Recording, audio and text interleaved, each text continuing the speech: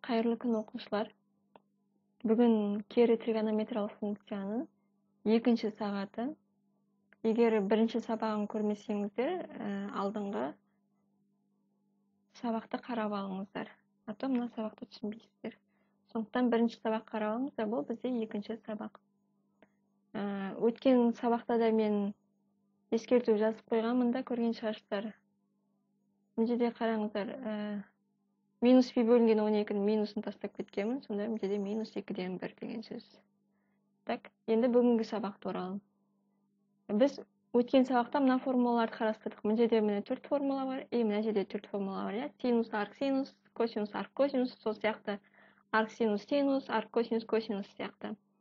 Енді осыған байланысты есептерге, мысалдарға есептер шығарайық. Бұл әр уақытта синус, арксинус бола бермейді деген сөз. Арксинус, синус бола бермейді деген сөз. Соған байланысты есептер шығарайық. Мысалы, тангенс іші мысалы синус болса, или іші арккосинус болса деген сияқты. Соған байланысты есептер қарастырайық. Так, сонда бүгін екінші сабақ бізде. Так, мысалы бізде мынандай есеп болсын. Біз кішкене күрделі жолдарын қарастырайық. Синус, арксинус, косинус, арккосинус десе, бұл формуланы жазып қойдық, соған қарай шығарамыз. Оған көп уақыт жоғалтпайық. Енді біз қарастырайық. Тангенс 2-ден 1, арккотангенс 3 дейді. Міне, тангенс ішінде арккотангенс, және 2-ден 1 деген коэффициент бар. Міне, бізде тангенс дегенде қараңыз, міне, тангенс арктангенсті қарастырдық. Тангенс арктангенс а тең болады аға. Мұндағы а дегеніміз минус x-тен плюс x-ке дейінгі сан. Ал бұл жерде тангенс жақшаның іші арккотангенс. Бұндай жағдайда есепті қалай шығарамыз? Естеріңізде болса, біз міне синус 2 арксинус деген жағдайды қарастырдық. 2 арксинус 4-тен 3. Бұл жерде алдында 2 деген коэффициент болды. Сол үшін біз арксинус 4-тен 3-ті альфа деп алдық. Дәл сол сияқты белгі енгіземіз. Арккотангенс 3-ті альфа деп аламыз. Сонда котангенс альфа дегеніңіз 3-ке тең деген сөз. Есепті арғата шығарудың 2 варианты бар. Мына жерде енді арккотангенс 3-ті альфаға тең дегендіктен тангенс 2-ден 1 альфа болады ғой. Яғни біз осыған дейін өттік, қос бұрыштың формуласы, жарты бұрыштың формуласы дегенде. Сонда біз 2-ден 1 десе, значит, жарты бұрыштың формуласы. 2 альфа деп тұрсақ, қос бұрыштың формуласы. Енді жарты бұрыштың формуласы. Тангенс альфа бөлінген 2. Формуласы неге тең? 9-шы сыныпта есімізге түсіреміз. Барлық қосу формулалары, келтіру формулалары, тригонометриялық функцияның мәндері, градустағы мәндері, кейбір градустағы мәндері. Осының бәрін біз 9-шы сыныпта қарастырып кеттік. Сондықтан біз бұл жерден сразу формуланы жазамыз. Ол кезде біз формула қайдан шығып жатыр? Бәрін сол 9-шы сыныпта қарастырдыңыздар. Сондықтан 10-шы сыныпта біз формуланың қайдан шыққанына уақыт жоғалтпаймыз, сразу формуланы жазамыз. Тангенс альфа бөлінген 2. Ол бізде береді. Так, синус альфа бөлінген 1 плюс косинус альфаны береді. Демек, бізге тауы керек, синусты тауы керек, косинусты тауы керек. Ал бізде не беріп тұр? Бізде котангенс беріп тұр. Біз білеміз, бір қосылған котангенс квадрат альфа, ол тең болады 1 бөлінген синус квадрат альфаға. Яғни, біз бұл формуланы шығуын 8-шы сыныпта қарастырдыңыздар. Орнына қоямыз. Бір қосылған котангенс альфа 3-ке тең, значит, котангенс квадрат 3-тің квадраты деген сөз. Тең 1 бөлінген синус квадрат альфа. Сонда 3-тің квадратыңыз 9-ға тең, 1-ді қосасыз 10. 10 тең болады 1 бөлінген синус квадрат альфа. Осыдан синус альфаны табамыз. Синус квадрат альфаны тапсаңыз 1 бөлінген 10 деген сөз ғой. Значит, синус альфаны табасыз. 1 бөлінген түбірасты 10-да. Себебі 1-дің түбірі 1-ге тең ғой. 10-ның түбірі түбірасты 10. Себебі бүтін түбір шықпайды. Болды. Синусты таптық. Енді косинусты табамыз. Біз косинусты табуды білеміз. Косинус альфа тең. Ол түбір астында 1 минус синус квадрат альфада. Ал синус квадрат альфа неге тең? 10-нан 1-ге тең. Сонда 1-ден 10-нан 1-ді алсам, 10-нан 9-да. Сонда түбір асты 10-нан 3-ке тең болып тұрған. Болды, орнына келіп қоямыз. Синус альфа 1 бөлінген түбір асты 10. Так, 10. Bir қосылған косинус альфа 3 бөлінген түбір асты 10. Сонда не шығады? 1 бөлінген түбір асты 10. Ортақ бөлімге келтіреміз. Түбір асты 10 плюс 3 бөлінген түбір асты 10 ғода. Дұрыс па? Тең. Міне түбір асты 10 мен түбір асты 10 қысқарады. Себебі екеуі де бөлшектің бөлімі ғой. Міне екеуі қысқарды. Бізде қалды 1 бөлінген түбір асты 10 плюс 3. Біз 8 сыныпта өттік, бөлшектің бөлімін иррационал сан күйінде қалдыруға болмайтынын білеміз, е? Сондықтан не істейміз? Түйіндесіне көбейтеміз. Плюс болса, оның түйіндесі минус. Сонда түбір асты 10 минус 3-ке көбейттік. Ал көбейткен санға бөліп тастаймыз. Яғни мына екеуі кері қысқарып кетсе, мына өзі қайтадан шығады деген сөз. Бірақ біз не істейміз? Қысқартпаймыз, себебі біз өзіміз көбейтеміз. 1-ді түбір асты 10 минус 3-ке көбейтем, түбір асты 10 минус 3 болады. Түбір асты 10 минус 3, түбір асты 10 плюс 3. Сонда а плюс б, а минус б. А квадрат минус б квадрат. Сонда түбір асты 10-ның квадраты. Мен ешік деп жазып кеттім, 3-тің квадраты. По идее, сразу жаза салуға тиісте 10-шы сыныпсыздар ма? Түбір асты 10-ның квадраты 10, 3-тің квадраты 9, 10-нан 9 алам 1, значит, түбір асты 10 минус 3-тің өзі шығады деген сөз. По идее, былай жазу отыру не обязательно сразу. Сразу жазып тастауға болады. Так, бірінші есеп осындай. Немесе, бізде қараңыз, бұл жерде міне бір есепті шығару үшін бізге қанша нәрсені еске түсіру керек болды. Бізге еске түсіру керек болды, міне жарты бұрыштың формуласын. Сосын арғата, міне негізгі тригонометриялық тепе теңдікті еске түсіру керек болды. Бұл жерде де солай, мына формулада солай, негізгі тригонометриялық тепе теңдік. 8 сыныптан білеміз, негізгі тригонометриялық тепе теңдіктің 7 формуласы бар екен. Жалпы ең бірінші формуласын білеміз біз, синус квадрат альфа қосылған косинус квадрат альфа тең 1-ге деген.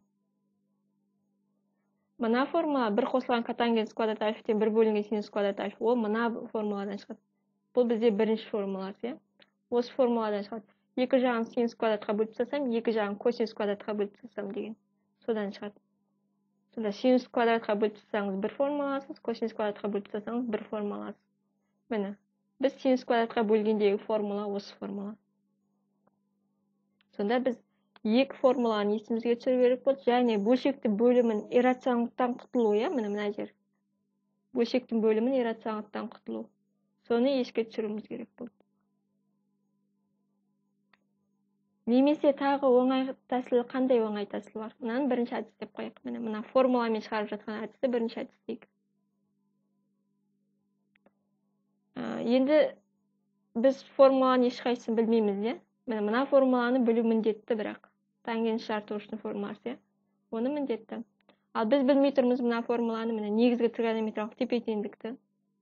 Яғни біз бұны білмейміз, егер мына формуланы білмесек, синус квадрат альфа қосылған косинус квадрат альфа тең 1-ге тең деген. Осыны білмесек, мына формуланы білмейміз. Ал мына формуланы білсек, мына екінші формуланы білеміз. Екінші формула деп қойыңыз. Екінші формула бірінші формуладан шығады. Енді біз білмейміз формуланы. Ондай жағдайда синус альфа мен косинус альфаны қалай табамыз? Бұндай жағдайда біз анықтамаға сүйенуімізге тура келеді. Яғни котангенс альфа тең 3 болып тұр. Екінші әдіс. Бұл негізі екінші әдіс жеңіл әдіс. Котангенс альфа тең 3-ке. Яғни біз тригонометриялық функциялар тікбұрышты үшбұрышта қолданылады. Сүйір бұрыштың синусы, сүйір бұрыштың косинусы, тангенсі, котангенсі. Мына альфа бұрыш болсын. А деген катет, Б деген катет, С деген гипотенуза. Тікбұрышты үшбұрышта біз білеміз. Тікбұрыш жасап тұрған екі қабырғасы, А мен Б деген екі қабырғасы катет деп аталады. Ал үшінші қабырғасы С деген үлкен қол А мен Б-дан, ол гипотенуза деп аталады. Енді анықтаманы есімізге түсіреміз. Тікбұрышты үшбұрыштың сүйір бұрышының синусы, альфа бұрышының синусын тауып отыр. Ол қарсы жатқан катеттің гипотенузаға қатынасы. Яғни міне альфа оған қарсы жатқан катет міне А деген катет. Гипотенуза С. Дәл солай. Тікбұрышты үшбұрыштың сүйір бұрышының косинусы іргелес жатқан катеттің гипотенузаға қатынасы. Сізде міне бұрышыңыз мына бұрышқа міне альфа деген. Демек осы бұрышқа іргелес жатқан катет міне Б деген катет. Гипотенузаңыз С. Тангенс қарсы жатқан катеттің іргелес жатқан катетке қатынасы. И котангенс осыған кері. Іргелес жатқан катеттің қарсы жатқан катетке қатынасы. Міне. Демек, бізде міне котангенс міне альфа ғой. Демек, 3 деген сан шығып тұр, иә? 3 деген не деген сөз? 3-тің бірге қатынасы деген сөз ғой, иә? Неше өлсем 3 болады. 3-ті бірге өлсем 3 болады. Өте оңай жауап, иә? Демек, міне Б-ның аға қатынасы. Значит, Б нешеге тең болып тұр? Б 3-тің бірге қатынасы. Значит, Б 3-ге тең, иә? А 1-ге тең болып тұр. Значит, Пифагор теоремасымен С-ны тауып аламыз. Пифагор теоремасын білеміз. Гипотенузаның квадраты катеттердің квадраттарының қосындысына тең деген. Біз гипотенузаның өзін табайын дедік, значит, бірге аламыз. 3 квадрат плюс 1 квадрат. Орын ауысқан ештеңе етпесе, бәрібір ғой. Сонда түбірасты 10 деген шығайын деп тұр. Демек жазамыз синус альфа тең болады. Іргелес қарсы жатқан катеттің 1-дің гипотенузаға қатынасы. Дәл солай жазамыз. Косинус альфа тең болады. Так, іргелес жатқан катеттің гипотенузаға қатынасы. Сонда мына формулаларымыз шықты. Синус альфа тең 1 бөлінген түбірасты 10, косинус альфа тең 3 бөлінген түбірасты 10. Болды. Арғата міне формулаға қойдық и есептедік. Сонда оңай шығады. Бір есептің өзін түсіндіруге менде қазір 12 минут уақыт кетті. Жалпы есеп шығарғанда одан аз уақыт кетеді. Екінші есеп қарайық. Так, арк синус. Так, синус пи бөлінген 6. Бұл формуламен синус пи бөлінген 6, значит, арк синус бізде альфаны береді дедік. Пи бөлінген 6-ға тең деген сөз. Енді бізде болса арк синус 150 градус деп тұрсам. Арк синус 150 градус. Өшіріп тастайын.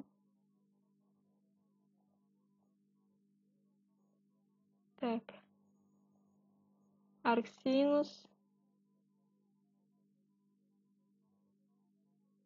Так, арк синус 150 градус.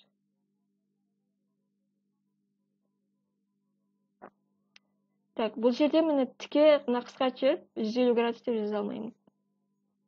Сондықтан не істейміз? Біз арк синус альфа дегенде альфа бізде болу керек. Минус пи бөлінген 2-ден пи бөлінген 2-ге дейін ғой, минус 90 градустан 90 градусқа дейін. 150 градус деген оның аралығында жоқ. Сондықтан не істейміз? Минус 90 мен 90 аралығына келтіру керек. Яғни біз қолданамыз келтіру формуласын.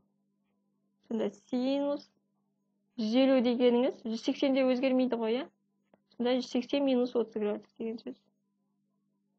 Сонда 180 минус 30 дегеніңіз екінші ширек. Синус екінші ширекте 10 сан. Так. Синус 180 минус 30. Синус дегенім менде y-те тұрады ғой, Так.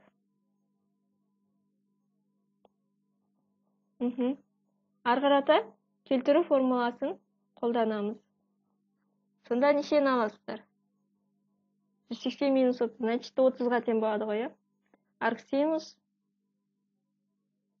30. 180 синус дегеніңіз сізде y-тің бойы ғой. Ал y-ті біз білеміз, екінші ширекте 10 сан екен, Сондықтан синус 180 минус 30, екінші ширек 10 сан болады. Синус дегенде y-ке қарайсыз, y 10 сан ба, теріс сан ба. Косинус десе x-ке қарайсыз. X 10 сан ба, теріс сан ба деген, Сонда міне арк синус 30 болды, 30 градус деп жазамыз. Бұл бізде оңай тәсіл. Оңай мысал, Енді, так, мынандай мысал қарастырайық. Үшінші мысал болсын. Тангенс. Так, 2 арксинус 3-тен 2.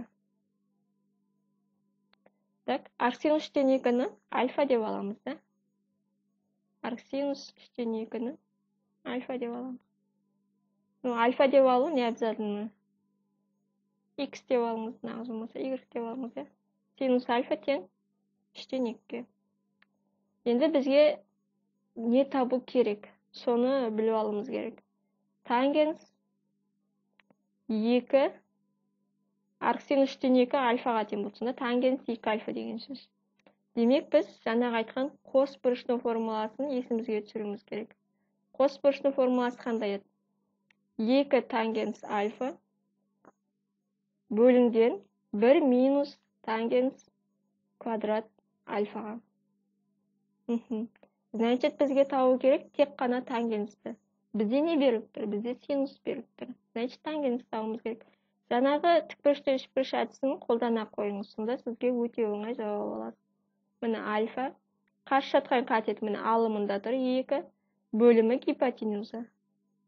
Ал бізге тангенс табу үшін міне іргелес жатқан катет керек. Демек, мына үшінші катет табам. 9, 9-дан 4-ті азайтам, 5. Значит, түбірасты 5, да, үшінші катетіңіз. Демек, тангенс альфа дегеніңіз сізде неге тең болып тұр? Қарсы жатқан катеттің іргелес жатқан катетке қатынасына тең болып тұр.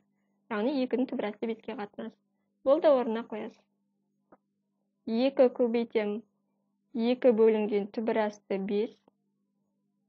Так, 1 азайтылған 4-тен 5 қоя. Тангенс квадрат. 4-тен 5. Демек, не шешайын деп тұр? 1-ден 5-тен 4 қой. 1-ден 5-тен 4-ті азайтсам 5-тен 1. Түбірасты 5. Так, түбірасты 5. 2-ні 2-ге көбейтем 4 болады. Сонда бізде шығайын деп тұр. Так, 4 өзінде қалады. 5 алымына келеді. 1 өзінде қалады. Түбірасты 5 бөліміне келеді. Дұрыс қой? Тең болады. 5 пен түбірасты 5-ті қысқартамыз. Не үшін екеуін қысқартамыз? Себебі біз білеміз. 5 деген сөз, ол түбірасты 5 көбейтілген түбірасты 5 деген сөз. Сонда міне, мұнда түбірасты 5 қалады деген сөз. Сонда 4 түбірасты 5 деген жауапты аламыз. 4 түбірасты 5. 5 деген сан. Так, есеп осындай. Но, ары қарата күрделі есептер бар. Так, шығарсақ па, шығармасақ па? Так, бір есеп шығарып кетейік. Сосын аяқтаймыз.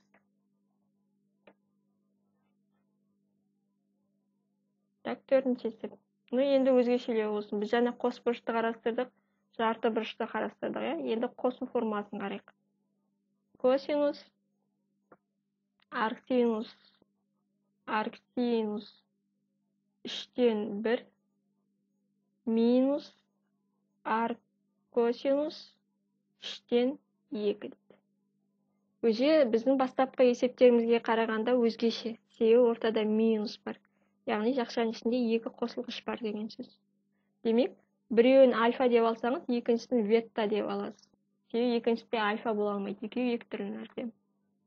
Арксинус 3-тен 1 тең альфаға. Значит, синус альфа тең. Так, менен қалып жатыр 3-тен 1-ге. Дәл солай. Арккосинус 3-тен 2 тең веттаға. Осыдан косинус ветта тең 3-тен 2-ге деген сөз. Демек, бізде нені алдық? Косинус альфа минус ветта деген шықты. Дұрыс? Сонда бізде қосу формуласы. Косинус альфа минус ветта нені береді бізде? Косинус альфа көбейтілген косинус ветта. Минус болса, орта плюс болады. Синус альфа көбейтілген синус ветта. Енді бізге осы төртеуі керек. Бізде не бар? Соған қарайсыз. Косинус ветта бар, синус ветта жоқ. Синус альфа бар, косинус альфа жоқ. Демек, жаңағыдай тікбұрышты үшбұрыш салып аласыз. Мына бұрыш бізде альфаға тең. Міне қарсы жатқан катеттің гипотенузаға қатынасы. Значит, 9. 9-дан 1-ді азайтамыз. 8. Түбір асты 8-ді. 2-ден түбір асты 2 ода түбір асты 8 дегеніміз. Міне екінші катетті тауып тастадық.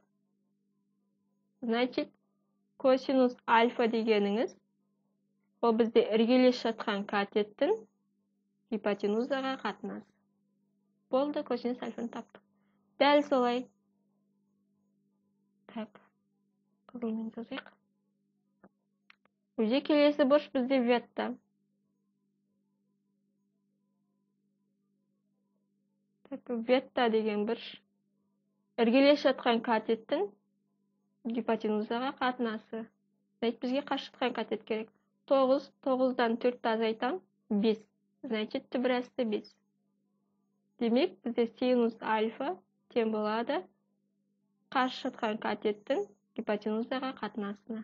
Яғни түбір асты 5-ін ішке қатынасы. Болды, арғата әкеліп орнына қоямыз. Яғни формуланы жалғастырайық. Мына есепті арғата жалғастырайық. Жерге жазайық. Так, бізде не шықты? Косинус альфа. Косинус альфа қайда? Так, 2 түбір асты 2 бөлінген 3-ті көбейтемін. Косинус ветта 3-тен 2 плюс синус альфа 3-тен 1 көбейтемін. Синус ветта 3-тен түбір асты 5 тең болады. Так, бөлшектің бөлімі 9, 9. Значит, 9-дан 1-ді шығарып жіберсем болады. Жақшаны ашайық. Түбір асты 2-ні 2-ге көбейтем, 4 түбір асты 2. Қосылған. Түбір асты 5-ті 1-ге көбейтем, түбір астында 5. Сонда бізде есептің жауабы 4 түбір асты 2, қосылған түбір асты 5 бөлінген 9 деген сөз. Жерде біз білеміз, түбірдің ішіндегі сандар бірдей емес, біреуі 2, біреуі 3-ге тең, сондықтан олар қосылмайды. Мысалы, көбейту болса көбейтіледі. Ал бірақ қосылмайды, не азайтылмайды, түбірдегі сандар бірдей болмаса. Енді өздеріңіз шығарып қараңыздар. Мен бір есеп жазып қойайын, может келесі сұрақтарда ответ айтармын. Если я ұмытып кетпесем, ответ айтам.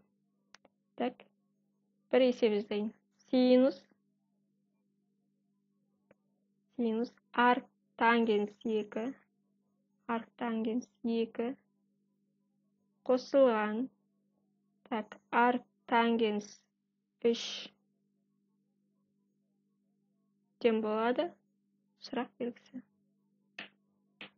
Өздеріңіз осы есеп шығарып қараңыздар. Жауабын комментарийға қалдырсаңыздар болады. Есеп шығарыңыздар, жауабын комментарийға қалдырыңыздар. Түсінбеген жерлеріңіз болса, видеоны қайтадан көріп шығыңыздар. Каналға жазыламыз. Сіздерден